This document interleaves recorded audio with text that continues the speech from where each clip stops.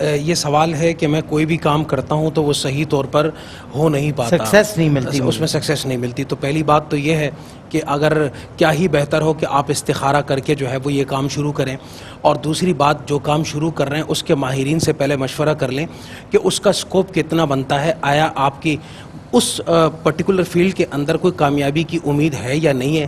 آپ اپنے طور پہ شروع کریں گے تو یقیناً ناکامی ہو جائے گی. تو اگر جاننے والے سے مشورہ کریں گے تو امید ہے کہ انشاءاللہ تعالی آپ کچھ بہتر معاملہ کر سکیں گے اور کاروبار جو ہے وہ کامیابی کی طرف گامزن ہوگا.